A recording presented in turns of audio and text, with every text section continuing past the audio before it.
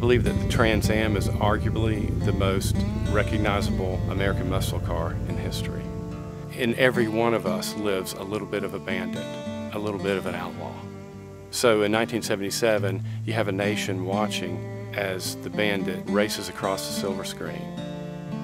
Bold, audacious, it was fearless. A new generation of car lovers is born. And my brother and I are right there with him. I was 19 when I owned my first Trans Am. It became part of who I was. So I would have never thought as a 16-year-old boy watching that movie that one day I could be part of an effort to preserve an international brand like the Trans Am. The Super Duty was the car that was not supposed to happen, and the list of why is long.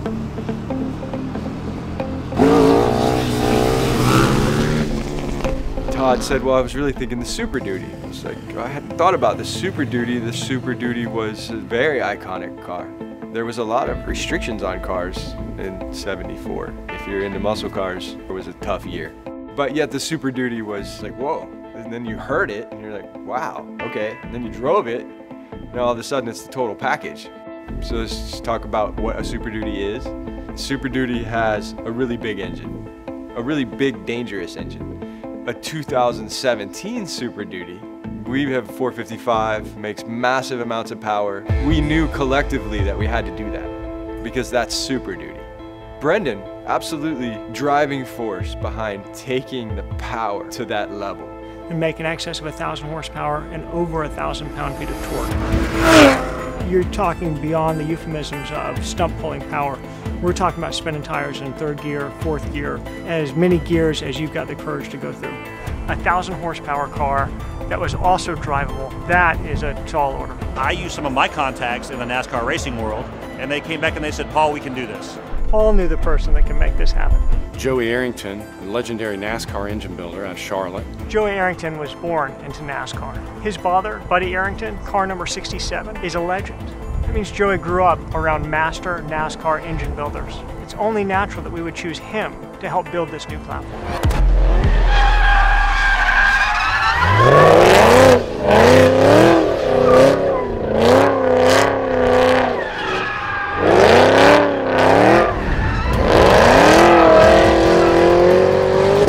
Do a lot of media and PR for a lot of different manufacturers. Driven a lot of Hellcats, the Demon, the Trackhawk, different things on racetracks, drifting them and such. But the one thing I can tell you, having the opportunity to drive that new Super Duty is unbelievable. Not just the horsepower, but the torque curve, the way the power comes in, and the way that car handles. When I'm really going to the whip and driving that thing, this car takes a back seat to nobody. The girdle is derived from a solid steel plate. The crankshaft is a 4340 forging.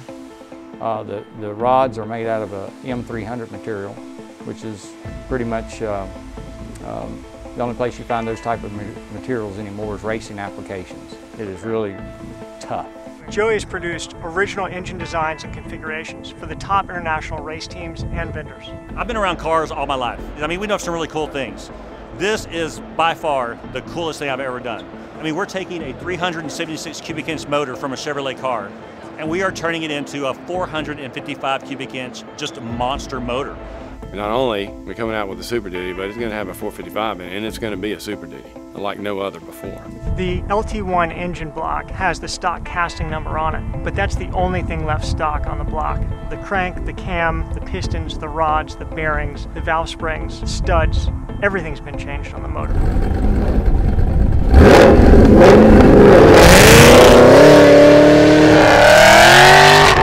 It's really just a shell with a NASCAR racing engine inside of it. Go to Jersey, they pump your gas, you drive away with 1,000 horsepower, even if they put 91 in. How many horsepower was it? That car's 1,000.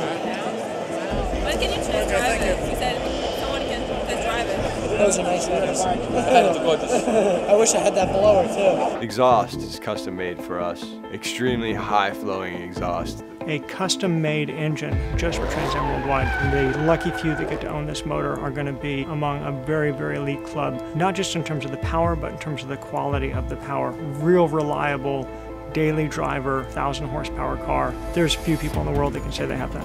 And you really have to think, what are we doing anyways? I mean, we're building cars that are amazingly powerful. Let's make them amazingly light. And let's use the technology that's available in supercars and bring that to Trans Am. Carbon fiber hoods, carbon fiber fenders, fascias, splitters, diffusers, deck lids, spoilers, carbon fiber roof skins, carbon fiber hatches, carbon fiber headliners. So again, we're increasing the strength, dropping the weight, and building something that's going to be beautiful for a long, long, long time to come. We know we want to give the best possible automobile down to the nuts and bolts. That makes carbon fiber an easy choice. And everything else is carbon fiber. Wow. It's fiberglass. No, it's carbon fiber. Oh, the whole car is carbon fiber. Wow. Really nice. Yeah. Now both Goodyear, both of those? No, those are the new Michelin Pilot Super Sport 4S's. Those are 9 seconds faster on Le Mans than any other tire on the market. Right. So it's the best tire that we can put on the car. We've shifted to a 3-piece wheel that's a total evolution from the old Snowflake. It's going to be a lighter, stronger wheel, coupled with Michelin tires capable of handling the 1,000 horsepower that we have to offer now. The brakes have been upgraded with Brembo. We've done the entire suspension. A huge upgrade over what you would get if you just had a Camaro. The Trans Am stops much better. It goes much faster. It weighs a lot less. Tom is this very creative visionary, and he's taken his ideas and he's able to cultivate that into this beautiful piece of art. He lives it. He breathes it. When you look at the car, it has to say something from every angle, because the original car did. It's Americana. It's not just cars. Don't sleep on this Trans Am, boy. This is one of the popular vehicles in the show. Pretty smooth. Tell us about your vehicle here, Dan. There's more to it than just the curves of a concept. There's a society behind whatever it is that you're trying to design. You know, there's a culture. Everyone that walks by Tom's computer for the past 5 months has just stopped and gasped and said, is that what we're going to build? Is that our new Trans Am? The Super Duty is by far the most ambitious build that we've undertaken. Tom works until he can't. We'll find him on a floor somewhere in the server room, sleeping on bubble wrap, and he'll get up in the morning, wipe the sand out of his eyes, get some coffee, and get right back to work. One of the key elements to bringing these cars from concept to rolling down the road is renderings. I studied Bo Zollin's work before the Super Duty ever was put on my desk. Bo draws in this really unique style. It's a drawing that's also a CAD file that looks like a photograph. It's this weird trifecta of perfect art and design. So we can pull his artwork out and turn that directly into a part. I'm from a town called Umeå in Sweden, north of Sweden. Been working for 5 years with glass-drawn boats, designing a whole series for them, and a lot of car magazines, a lot of custom builders all over the world.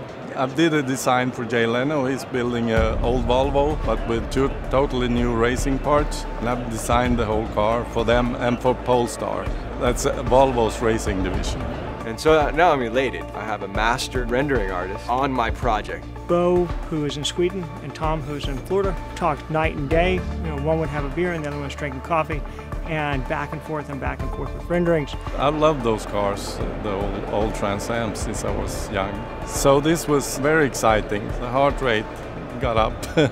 Coming off this incredible success we had with the Bandit Edition and Burt Reynolds, the challenge was, how do we look so much different than the Bandit, yet keep that heritage and that DNA in this new design, but yet make it new?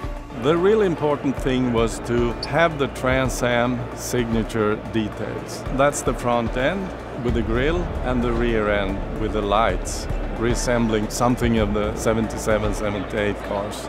The original body characteristics of the 74 Super Duty didn't really lend well to the direction that we needed to go in following the Bandit car.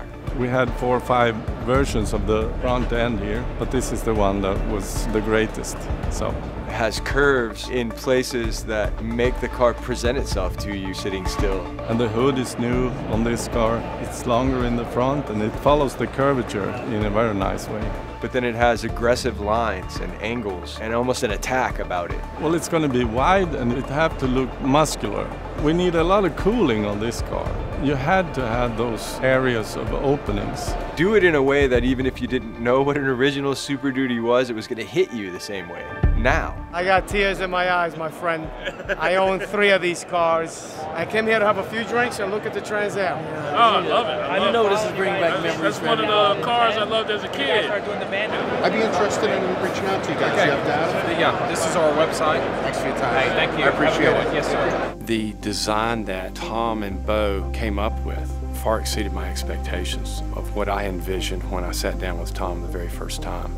It's brought what I feel is the most elite talent together, unified on this one design. When we start putting parts back on a bare chassis to make a Super Duty Trans Am, there's nothing there. It goes through 9 stations and over 300 parts change. Wow. Yeah. The interior took that as far as we possibly could. We do everything. We do the seats, we do the carpet, do the door panels. Gauges have been redone. Graphics are hand painted. Not only are we using the best paint available, we have the best booth to spray it in, so the paint jobs are multiple times better than a factory paint job. How many bodies now? This one's 1,000 and 1,048 pounds of torque, and that one's 600. That's great. That's hot. Yeah. I like that front. I do too. It's an ultimate car. How many are you doing? I can't even it's undescribable. Made the T-top stronger and lighter, and also given the clear panel back so that they can see the sky. The challenge to each other was, where's the limit? How far can we take it?